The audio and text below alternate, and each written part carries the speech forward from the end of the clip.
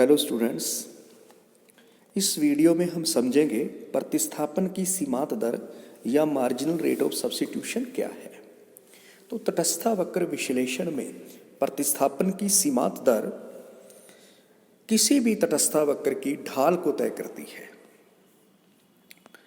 प्रतिस्थापन की सीमांत दर x वस्तु की एक अतिरिक्त इकाई को प्राप्त करने के लिए y वस्तु की जितनी मात्रा का त्याग करना पड़ता है, बशर्ते कि उपयोगिता के स्तर में कोई परिवर्तन न हो, उसे प्रतिस्थापन की सीमांत दर कहा जाता है। सबसे महत्वपूर्ण बात यह है कि संतुष्टि का स्तर या उपयोगिता के स्तर में कोई बदलाव या परिवर्तन न आए। जैसे यहाँ हम देखेंगे कि margin rate of substitution of x for y is amount of y which the consumer is prepared to give up for the gain of additional unit of x so that his level of satisfaction remains the same। तो satisfaction level को समान रखते हुए x की एक अतिरिक्त इकाई को प्राप्त करने के लिए y वस्तु की जितनी मात्रा का त्याग करना पड़ता है, उसे ही प्रतिस्थापन की सीमांत दर कहा जाता है। यहाँ हम इसको एक डायग्राम में समझेंगे कि देखिए, यहाँ नीचे गुण x है और वर्टिकल में गुण y हमने दिया है। तो x की एक अतिरिक्त इकाई मान लेते हैं s से 20, यहाँ से यहाँ तक हमने जितनी x की मात्रा को अतिरिक्त इकाई को प्राप्त करना चाहते हैं, तो इसके बदले में हमें, यदि हम a से b पर आ रहे हैं, तो b पर यदि आ रहे हैं तो x की हमें s से b अतिरिक्त मात्रा को प्राप्त करना है, तो उसके बदले में y वस्तु की हमें इतनी मात्रा को जो है त्याग करना होगा। तो x के बदले में y की कितनी मात्रा त्याग कर रहे हैं, a से s तक, और x वस्तु की s से b तक हम अतिरिक्त इकाई को प्राप्त कर रहे हैं। तो यहाँ मार्जिन रेट ऑफ सब्स्टिट्यूशन क्या बना, delta y upon delta x। Delta x को हमने नीचे इसलिए लिया है कि यह बेस है। कभी भी हम किसी भी स्लॉप को कैलकुलेट करते हैं तो हम उसको ये लंब लेते हैं, इसको हम आधार कहते हैं, तो लंब बटे आधार लेते हैं। तो ये जो है डेल्टा y जो है ऊपर आएगा और डेल्टा x क्या आएगा, बेस जो है वो नीचे आएगा, delta y upon delta x। और यहाँ हम यूँ कह सकते हैं कि as अपॉन sb। इस तरह से हम किसी भी स्लॉप पर, किसी भी तटस्थावक्र का जो है स्लॉप हम ज्ञात कर सकते हैं, जिसे मार्जिन रेट ऑफ सब्स्टिट्यूशन कहा जाता है। अब अपने कहा था कि प्रतिस्थापन की सीमांत दर जो है वो तटस्थावक्र की ढाल को तय करती है। तो यहाँ भी हम देखेंगे, मैंने 3 प्रकार के तटस्थावक्र लिए हैं। यहाँ कन्वेक्स टू ओरिजिन है, तो वहाँ diminishing margin rate of substitution है, घटती हुई है। देखिए, यहाँ हमने x को हम उतनी ही मात्रा में बढ़ा रहे हैं, लेकिन y को हर बार कम मात्रा में कम कर रहे हैं, थोड़ा कम, इस बार उससे भी कम किया है। तो यहाँ क्या है, प्रतिस्थापन की सीमांत दर घटती हुई है, यहाँ प्रतिस्थापन की सीमांत दर स्थिर है, और यहाँ प्रतिस्थापन की सीमांत दर बढ़ती हुई दिख रही है। तो देखो, जब प्रतिस्थापन की सीमांत दर घटती हुई होती है तो तटस्थावक्र इस मूल बिंदु के, ये मूल बिंदु ओरिजिनल पॉइंट होता है, इसके क्या है, कन्वेक्स होगा। यदि प्रतिस्थापन की सीमांत दर कांस्टेंट है, यहाँ देखो बिल्कुल कांस्टेंट है, हर बार उतनी ही चेंज आ रहा है, तो वहाँ पर तटस्थावक्र सीधी रेखा के रूप में होगा। और यदि प्रतिस्थापन की सीमांत दर बढ़ती हुई हो, देखो यह बढ़ रही है, हर बार ज़्यादा त्याग कर रहे हैं, तो वहाँ प्रतिस्थापन की सीमांत दर बढ़ती हुई होने पर तटस्थावक्र जो है मूल बिंदु के नतोदर या कनकेव होगा। तो यहाँ देखिए, जब डिमिनिशिंग एमआरएस है तो कन्वेक्स टू ओरिजिन है, जब कांस्टेंट एमआरएस है तो सीधी सरल रेखा के रूप में है, और जब जो है increasing margin rate of substitution है तो ओरिजिन टू कनकेव है, यानी नतोदर तटस्थावक्र है। तो ये 2 स्थितियाँ जो हैं किसी भी तटस्थावक्र विश्लेषण में नहीं पाई जाती हैं। हालांकि सीधी सरल रेखा का मतलब है कि यदि 2 वस्तुएं x और y पूर्ण स्थानापन्न हो तो ऐसी स्थिति में mrx कांस्टेंट हो सकती है, लेकिन यह स्थिति इम्पॉसिबल है। ऐसा यदि हो रहा है, इसका मतलब है कि उपभोक्ता विवेकशील नहीं है, वो आइरेशनल कंज्यूमर है। तो देखिए, यहाँ हम इसको इस प्रकार से भी समझ सकते हैं कि x वस्तु की एक इकाई को बढ़ाया जा रहा है और उसके बदले में y की वस्तु को हम त्याग रहे हैं। देखो, जब 1 से 2 किया तो y वस्तु की 12 से घटाकर 8 कर दिया। जब हमने 2 से x वस्तु को तीसरी इकाई और बढ़ाई तो y वस्तु की इकाइयाँ कितना कंज्यूम कर रहे हैं? 5।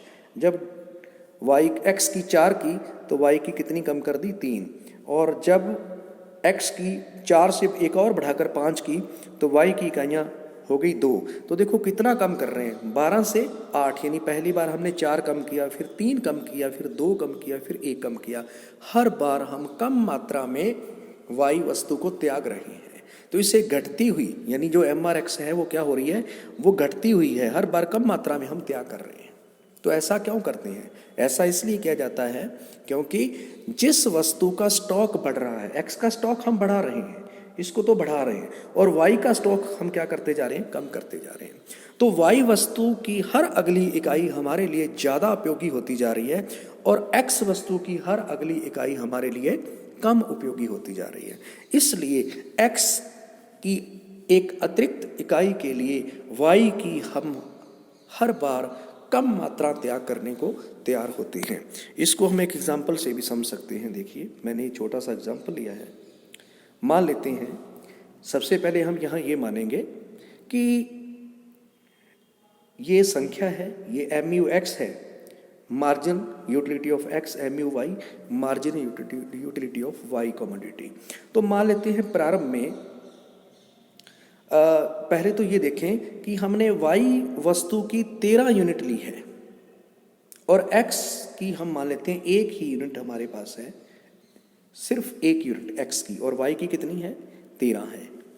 तो अब हम सोच रहे हैं, वक्ता सोचता है क्यों ना मैं y की x की एक अतिरिक्त इकाई को बढ़ा लूँ और बदले में y का क्या कर दूँ? कम कर दूँ, क्योंकि टोटल यूटिलिटी को सेव रखना है। तो x की यदि और इकाई को बढ़ा रहा है तो दूसरी इकाई से उसको सीमांत प्रयोक्ता मिलेगी 45। तो अब वो y की कितनी मात्रा का त्याग करे? तो ये देखो, y की हम देख रहे हैं तो लास्ट, सबसे पहले वो लास्ट इकाई को छोड़ेगा जो सबसे कम उपयोगी है, 5, फिर 6, फिर 7, फिर 8, फिर 9, फिर 10। इन सबको यदि यहाँ 10 तक हम देखते हैं, सबको जोड़ते हैं तो सबकी सीमांत प्रयोक्ता का योग आता है 45। तो 45 प्राप्त करने के लिए वो 45 छोड़ सकता है। हम कभी भी कोई सौदा करते हैं तो जब दोनों की सीमांत प्रयोक्ता बराबर होती है, उपयोगिता का स्तर बराबर होता है, तभी उसका लेन देन होता है। तो x से भी 45 मिल रही है और y की ये कितनी इकाइयाँ हैं? 6 यूनिट हैं। 6 यूनिट की सीमांत प्रयोक्ता भी कितनी हो रही है? 45 हो रही है। इसका मतलब x की एक अतिरिक्त इकाई को बढ़ाने के लिए वो y की 6 यूनिट छोड़ने को तैयार है। अब एक और स्टेप आगे चलते हैं।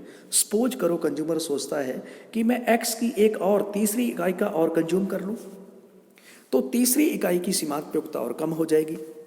45 से कम होकर कितनी होगी? 36, क्योंकि x वस्तु की इकाई बढ़ रही है, जैसे और बढ़ेगी तो उसकी उपयोगिता क्या हो जाएगी? कम हो जाएगी, 36 हो गई। तो अब y की वो कितनी इकाइयाँ इसके बदले में त्यागे? तो देखो, यहाँ तक तो उसने त्याग कर दिया, यहाँ तक 8 इकाइयों तक। अब उसके पास 7वीं इकाई उसके पास है, तो 7वीं इकाई 11 है, 6ठी इकाई की सीमांत प्रयोक्ता 12 है और 5वीं की 13 है। यदि इन 3 इकाइयों का योग करते हैं तो कितना आ रहा है? 36 आ रहा है। इस बार वो x की एक अतिरिक्त इकाई को बढ़ाने के लिए y की केवल 3 ही इकाइयां त्याग करेगा, 3 से ज़्यादा नहीं करेगा, क्योंकि 3 इकाइयों का सीमांत प्रयोक्ता 36 हो रही है और x की अतिरिक्त इकाई बढ़ाकर y की 3 इकाइयों का त्याग कर देगा। अब मान लेते हैं कि कंज्यूमर x की एक इकाई और बढ़ाना चाहता है, चौथी इकाई, और चौथी इकाई की सीमांत प्रयोक्ता आ रही है 30। ऐसी स्थिति में इसके बदले में y की कितनी इकाइयाँ छोड़ें? तो देखो, अभी वो 5 तक, यहाँ तक तो छोड़ चुका है, कर चुका है। अब उसके पास बचा है चौथी इकाई और तीसरी इकाई। इन यदि दोनों को जोड़ते हैं, दोनों की सीमांत प्रयोक्ता भी आ रही है 30। तो इसका मतलब ये हुआ कि MUX चौथी इकाई को प्राप्त करने के लिए x वस्तु की y की 2 इकाइयाँ त्यागने को तैयार है, जिसकी सीमांत प्रयोक्ता उसके बराबर है। अगली बार मान लेते हैं कि कंज्यूमर x की एक इकाई और बढ़ाना चाहता है, 5वीं, तो 5वीं की सीमांत प्रयोक्ता आ रही है 20 और अब इसके लिए y की केवल दूसरी इकाई, केवल 1 इकाई छोड़ेगा, क्योंकि इसकी सीमांत प्रयोक्ता इसके बराबर है, 1 इकाई त्यागने को तैयार है।